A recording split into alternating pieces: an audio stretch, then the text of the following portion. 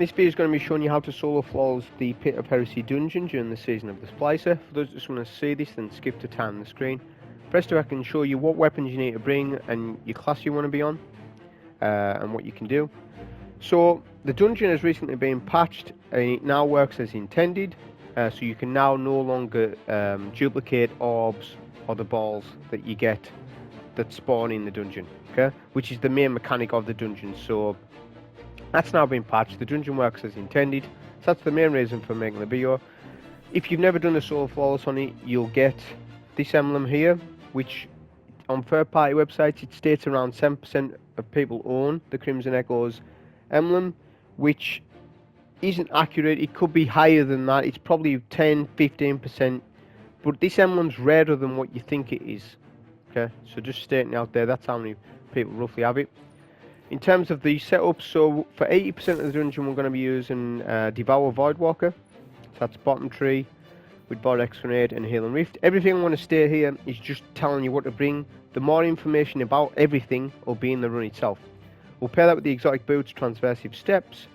We use a Blinding Nade GL, ignition code, Ikelos SMG or any weapon that can create Warmind cells, Sleeper Simulant, and then in terms of our armor mods, we're using a Warmind cell build, so it's Fire Team Medic, Warmind's Decree, Rage of the Warmind, Global Rage, and Wrath of Rasputin. So combine all that together. We've also got Breach and Clear to debuff enemies with our GL, so we've got that on. Then when we get to the final boss, we'll switch off to Chaos Rage with Pulse Grenade, again Heal and Rift, and then we swap off this to put on Geomag to just improve the Chaos Rage, of course, and that's what we'll be using for Zulmak, the final boss. Same thing for mods, we'll be using the same sort of Warmind setup. We'll be switching our ammo mods depending on what we've got on. This is where we'll switch off Sleeper, so we'll put on a Royal Entry rocket launcher with the exotic GL Witherhoard. We'll keep the Warmind weapon on as well. That's essentially everything you want to bring. There's not much else that you need to bring, but this is what I'm proposing you bring on a Warlock. So now on with the run. So one thing I didn't state on the intro is obviously all three classes can do this, which I'll do it on all. I'll do it on the Titan and Hunter as well throughout this season because the dungeon's now fixed, so it's worthwhile doing it. You know, just to show people each class, because it's going to vary a bit, the strategies, depending on whether you're Hunter, Titan or Warlock, for some encounters. Some encounters will be just the same for all three because they're easy enough. So I will do the other two. I just started with it. I just happened to be on the Warlock to start off with. Okay. So with this starting encounter, you used to be able to use your Sparrow to Sparrow right the way to the start. You can't do that now. They fixed that. They've done a whole host of changes gradually with this dungeon. The ball dupe patch was recently, but there was other things changed with this dungeon when Beyond Light came out. When they reworked the engine, a lot of spawns got changed, and there was a lot of inconsistencies with the dungeon, with ogres and stuff like that, which I'll explain. But a lot of things that was wrong with the dungeon's been fixed. It's for the most part it's working as intended.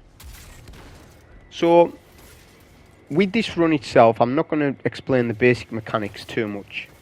This is more of a run, like always, to those who maybe have attempted the solo flawless on it.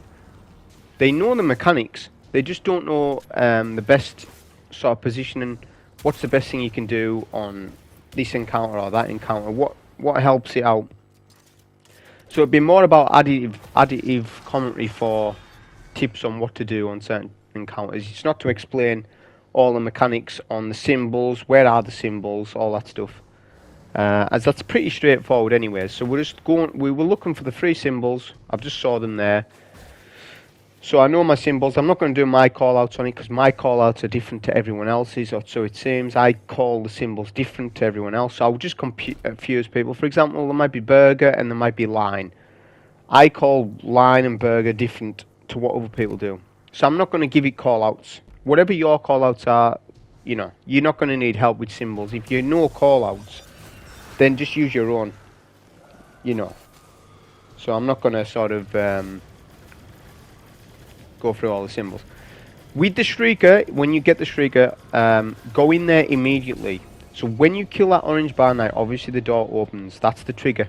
But as soon as you've killed that knight, which you use it with the super of the sword and then 2 light swings, immediately go in there. That will then deter the ogres from spawning. The ogre will stop spawning. Okay? If you're literally 2 seconds too slow, ogres will spawn. That's not an intended mechanic. Ogres are meant to spawn, but that's a sort of bug in it. So there is inconsistencies still in the dungeon, but there's things like that tips where you can just use less sword ammo. Because what I intend to do is get the knight, the wizard, and the shrieker all in one sword. Just for easiness, just to show you, if you don't want to do it in one sword, that's fine.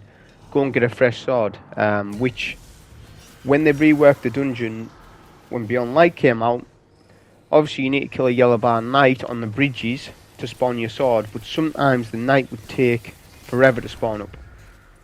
So to avoid that, I just sort of use one sword, but it looks to be that knights are now spawning in good time. So you don't need to be as picky as what I was with the sword. You know. Now, with the wizard section, obviously, the best way is to come up to the right side or left side, like I just did, drop the sword and just one-shot the wizard with your sleeper. Or if you're using a solar rocket, use that. Or whatever you're using, or a sword. But quickly take out the wizards and pick up the sword as soon as. Because what happens is, when you leave a sword on the floor, it will drain ammo. When you have the sword equipped, but you don't do anything, no sword ammo is drained. Only if you block, light swing, or heavy attack. So that's where you can sort of save a lot of ammo doing that. So I'm just going to use 2 sword supers on the wizard, which 1 sword super will do a 3rd HP, and then the rest of it's just like the heavy attack. Obviously you need to correspond the certain attack to each, you know, if it's the knight, so if it's the knight it's light swings, if it's the wizard it's heavy attacks, if it's the shrieker it's block. But super works on them all. Obviously you can't super the shrieker though. I think you can if you jump up and stuff, but you really don't need to be doing that. Just use the block mechanic. So now we'll go to the last symbol. What you'll find as well is I never drop the sword unless I really need to. Let the sword do the work. You don't need weapons. Essentially you don't need weapons at all. Only thing is the wizards, the solar wizards. You don't need to be taking out any ogres. You don't need to be playing it safe. The quicker you play this, the better. The safer it is. Because the longer you take with the sword getting that knight down and going in, the more time ogres can push you. Now there's a symbol in the middle of the map. We'll call it burger. I don't know whether you call it burger or line. I call it line, but we'll call it burger for this. There's an ogre on 2 sides of each bridge. If you take that slow, if you happen to get that symbol and you take your time, you'll find that the 2 ogres will collapse on you before you know it. So you want to take that. If you do get that symbol, you want to be doing that symbol first, get in there straight away. And if it is Shrieker, you're going to be in the room safely, because the ogres can't push in there. If it's Wizard, you're going to do the same. You're going to go to the back of the map. And if it's Knight, like I'm on Knight right here, it's safe. You can just jump over the Knight's head. You don't need to be using the block mechanic with Knights. I mean, you can if you want. But again, you don't need to. So that's our final target killed. We'll then go on to the Ogre Maze. And this is where things will get interesting, because people had their own little strategies of doing the solo on it with the orbs. Now you've got to kill 3 knights. We never used to. You only need to kill 1. You've got to kill a knight for each orb, for each ball, and there's 3 gates. So all we're doing in this Ogre Maze is opening 3 doors to get into the next encounter. So having a good idea of your route beforehand helps out the run. If you're kind of foggy on the route and you don't know where middle door is exactly, or you don't know where the right side is, what you need to do is, if you do wipe here, don't go to orbit, just redo this. Practice the Ogre Maze until you know exactly what your routing is. Because what you'll find is you need to perfect the encounter before you get your Solar Flawless. That way, you're not just getting a lucky Solar Flawless, you've actually got your Solar Flawless because you've studied the run entirely. You know everything. You know everything about this subject, of this encounter, the next encounter. So you've mastered it, essentially. So this is the first area for the night. We'll do a Devour first, and then a Nova Bomb. The Nova Bomb will then trigger a Warmind cell.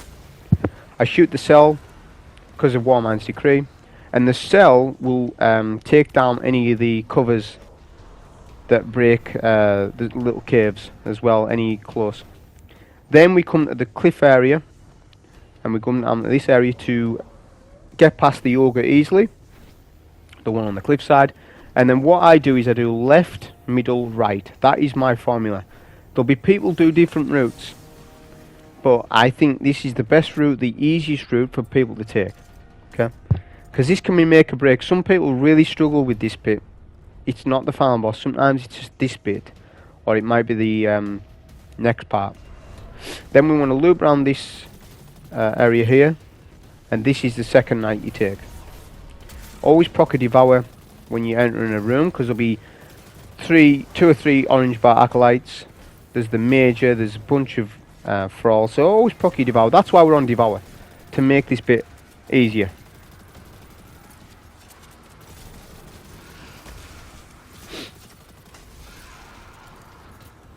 Then when you get your orb, you want to come out from the area you just were at, so the cliffside area, and you want to take the secret path.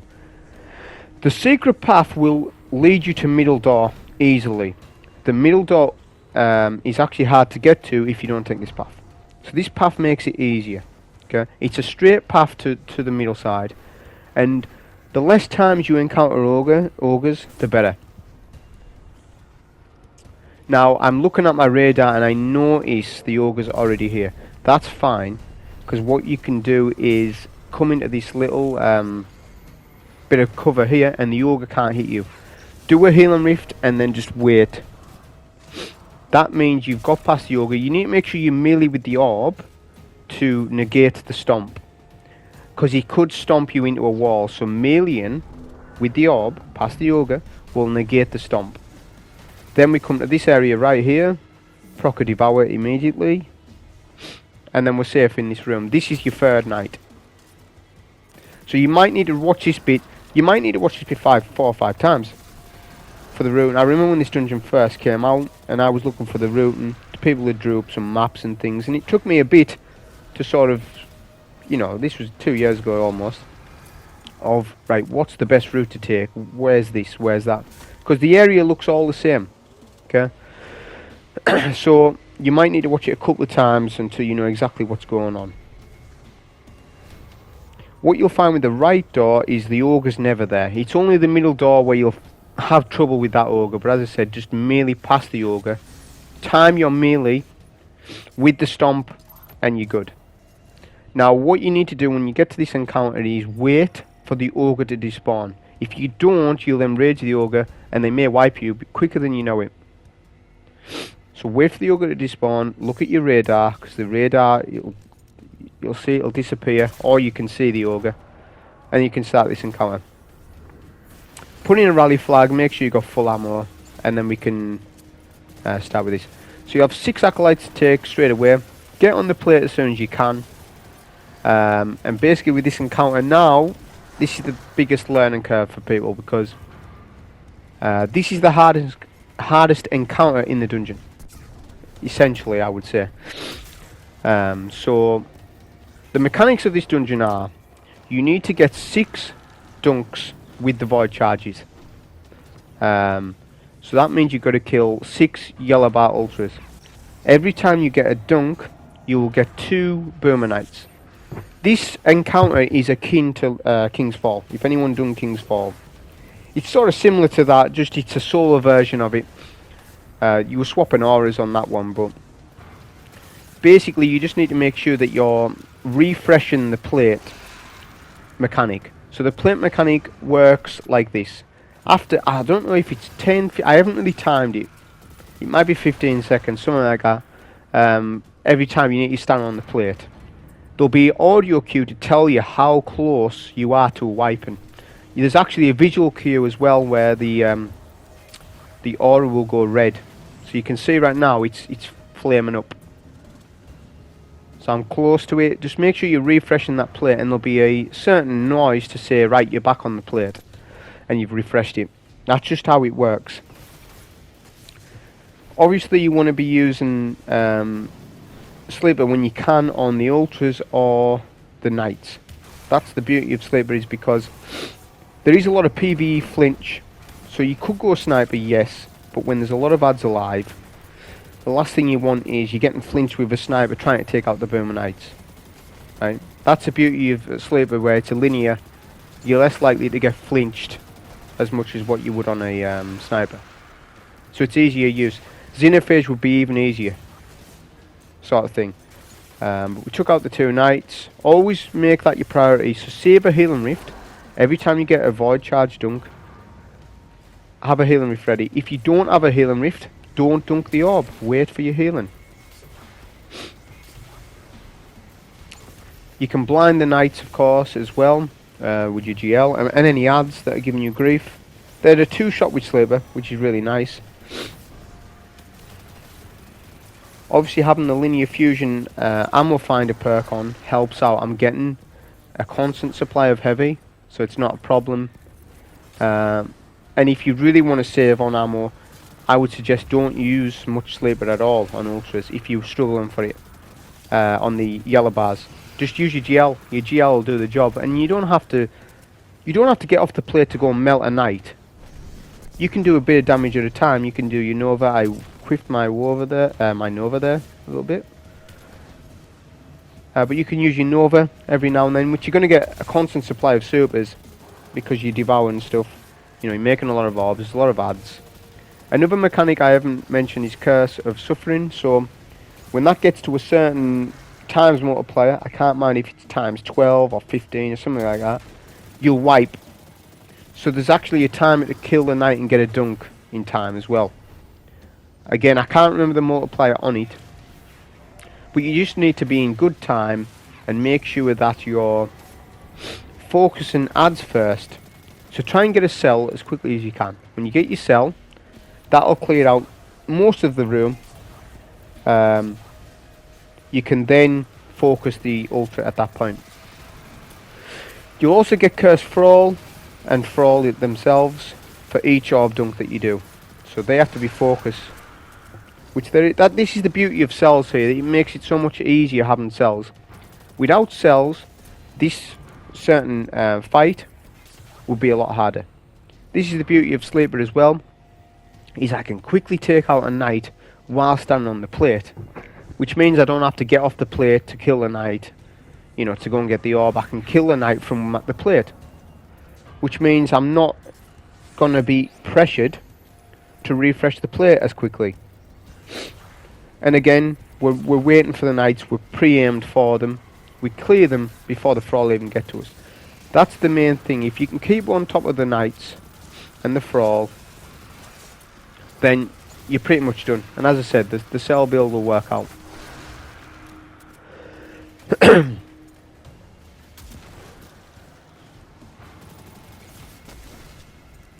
I'm not sure what orb we're on, but just make sure you count your orbs up when you do. I was doing that when I was actively doing the run. Just remember what sort of dunk you're on. So it just gives you a peace of mind on exactly where you are. Transversive steps will help out a lot for this part as well. Just so you're getting a lot of reloads while you're running, which you're running around a lot in this room. So that was the final dunk. We got that. Pick up any ammo because it's relevant for the next part. And that's the Chamber of Suffering part done. So now with the next part, there's a jump that you need to make, or a couple of jumps. This part can wipe your run, so be very careful not to end your soul falls just because of this part. You shouldn't be dying on jumping parts. You know, if you are, you need to come in onto this checkpoint and practice all the jumps before you do a proper attempt on the soul flawless. But it's pretty easy enough. Just take it slow. Don't do it all in one go. Unless you know exactly where you're going, then don't. With this section, it's a combination of mechanics we've already done. It's got symbols. You've got to kill certain wizards to proceed. Now, I don't look at the symbols. I've done commentary runs so many times that I feel like I'm repeating myself all the time with this sort of part, but I just use common sense with this. I just all I do is I just think, right, there's 3 wizards to be killed in this map. There's left side, middle, and right. Currently, right now, we're on the right side. So what I do is I jump down and I don't look at the symbols. I know where all the wizards spawn, but I can't, I wouldn't say, okay, I know where Burger is, I know where Line is. I wouldn't. But I do know where every wizard spawns. So all I do is go right side first, and I look at the radar. Your radar is going to help you out more. If there's red on my radar on the right side, that means that's our first wizard. There could be 2 wizards on right. It's all up to RNG with that. We got 1 wizard on right side, so that's fine. Now, we know there's no more wizards on right. That takes right out of the equation. So then, the other 2 remaining wizards, they can either be 2 wizards in middle, or you could have 1 wizard in middle and 1 wizard on the right side. What I do next, guess what, is go middle and check on my radar. And the acolytes will guide you to the wizards. So I'm looking at my radar and I can see where the next wizard's going to be. So it's common sense. I know this sounds stupid and I don't want people to think I'm talking to them like a kid or something, but it's common sense. There's 3 possibilities. Middle, left or right. I start with right. I start with right because it's an easier jump.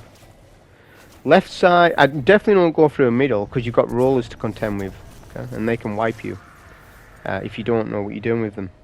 There's rollers where there's like 2 or 3 rolling up and down. I don't even go through there. I don't even go that way. Right side has easy access to middle and right. It's as simple as that. Then what we'll do is we'll return back to middle. So this is our central. This is what I would call central mid. This is the middle position of the map. I can then see there's acolytes and a knight on this side. This means this is the last wizard. If there wasn't acolytes here, I would automatically know the last wizard is on right side. So this is a really simple way of doing it, and you shouldn't get any trouble doing it like this. If you know the symbols, that's great. Use your symbols. But I think if you know the symbols, you're probably somebody who doesn't need this video.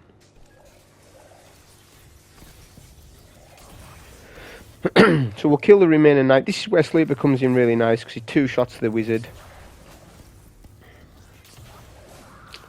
And then we can just move on. So, as I said, Xenophage would do a similar job, and that would be also really good.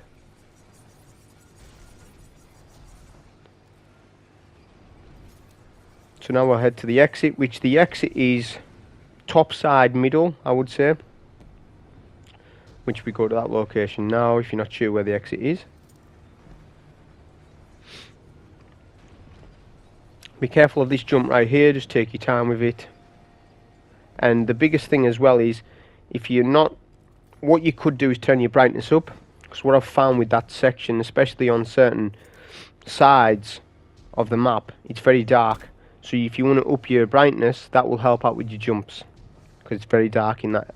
There's not very well lit areas. Or just bring out your ghost. Your ghost will provide light as well. So this is the final boss fight, and this is just how to do it simply. You can one phase it, you can solo one phase it. You probably still could solo one phase now. With the right buffs and debuffs. Now we've got Breach and Clear. Definitely with Witherhoard and a sword you could do that. But I'm just going to provide a more safer way of doing it. But the fight's still going to be 10 minutes or less. So, yeah, you can one phase it, which would take 5. Or you can do it safely and do it in 9 minutes. I think someone who hasn't got the emblem, if you said to them, right, you might get this if you do it in 5 minutes. Or you're guaranteed it in 2 phases. I think someone new to this would just take, okay, I'll take the 9-minute run on the boss fight. That's safe and not hard. Over, well, you could maybe one phase it, you know. That's how I look at it for somebody who's wanting to do a run on this. What's more beneficial to them? And I think this style is. So the first thing what we're going to do is damage one of the orange bar knights to pick up the sword. We're wanting to get a cell immediately. The quicker you get a cell, the better. That will then clear out a lot of the acolytes and thrall. Because initially there'll be 6 or 7 acolytes spawning around the boss. So if you get your cell, which you're guaranteed with if you kill them with the Ikelos, or just Witherhoard them and switch to Ikelos, you'll get your cell. Then when we're done with that, we'll pick up the sword, and what I do is I'll go Shrieker side first, which is top, do my block to get that, which is easily done. You don't need to go around the back of the pillar, just go straight to where the Shrieker is and block. Your block is powerful, no adds can really hurt you when you're blocking. The only thing is, if an ad melees you, they will go through your block. But that's fine because, you know, that's not going to happen very often. And then what we do is we take out any acolytes round on the knight side, and then we just use plenty of sword ammo on the knight. It's easily done. Then we'll head over to the wizard. If you want to do this in 2 swords, definitely do it. Don't save sword ammo, just go ham with it, because you're going to be clearing out a lot of knights anyways. Okay, so you're going to be getting a lot of swords. So just use your sword ammo. It's fine. You don't need to be waiting on supers so much. Just take the targets. The best way to do it with the knights is to just do jump heavy attack, like so. What you'll find is you can do damage to the wizard. The wizard won't hide, and all the shots from the wizard will generally miss you.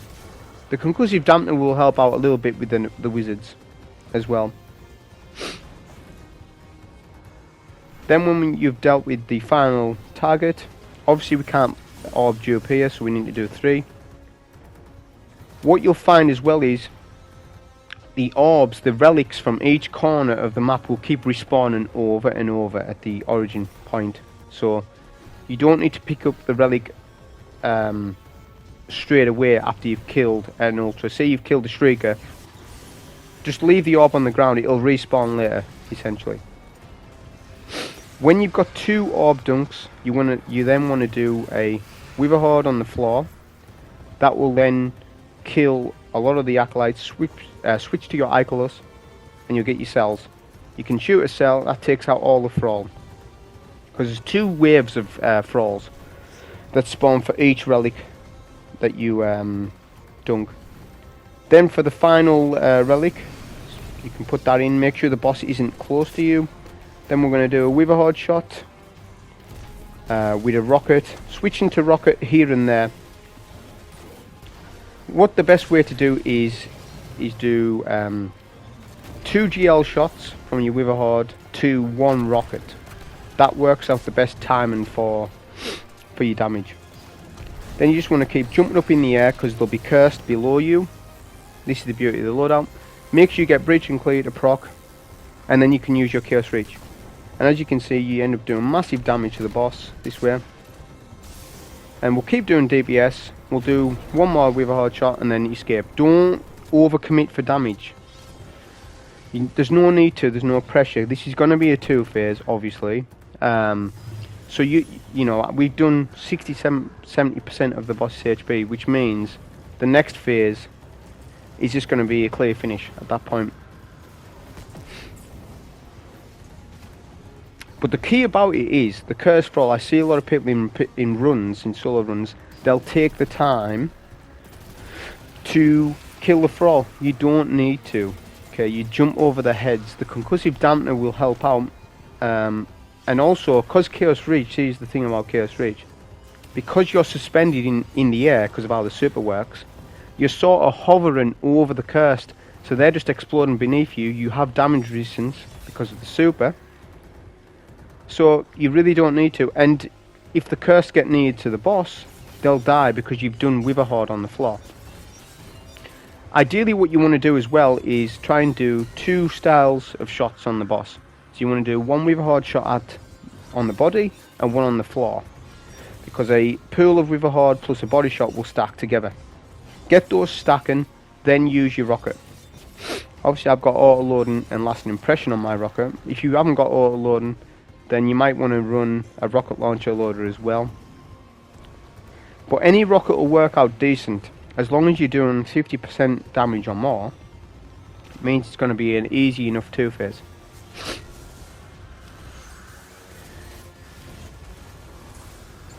Try not to overcommit as well. If you do with the sword, immediately just block, and that'll save your run, because the last thing you want to do is die when you don't expect it, and then you're just going to have to redo the run over, which you don't want.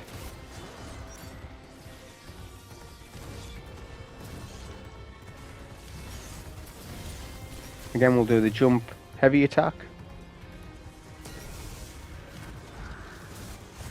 If you are going to super the wizard, just make sure you're close enough, because the aim assist on the super, because the wizard's a floating target, sometimes you'll miss the super attack. So if you're going to do it, you need to be very close to get that off. That's pretty much all there is to it. So the biggest problem that I think people are going to have is the Chamber of Suffering encounter, I think it's called, the one with the plate mechanic. Probably that one, and the Ogre Maze. If you're new to it, the Ogre Maze is going to be difficult to people because you'll need to learn the routing. But with the boss fight, there's not a lot to it, you know. You just need to master the sword, which isn't difficult. Know all the spawns, know what you're doing. Don't dunk a relic if the boss is close to the place where you dunk the orb. Bait the boss to either side of the map. So just to give you an example, if we need to dunk right side and that's the last relic dunk, then go left side, because that baits the boss away from the final dunk. That is the key. If you don't, he'll stomp you and you will lose damage. So don't do that. Jump up in the air as well. That's the best thing you can do for DPS. That's why this works out so well. That's why I don't like sniping on this boss. I'll see people using his Inagi's burden and stuff. It just isn't good for this fight, because he does his solar attack a lot. You know, and it's just best to be jumping up and avoiding the cursed. But that was a solo flawless on it during the season of the Splicer. Hope you enjoy. Thank you.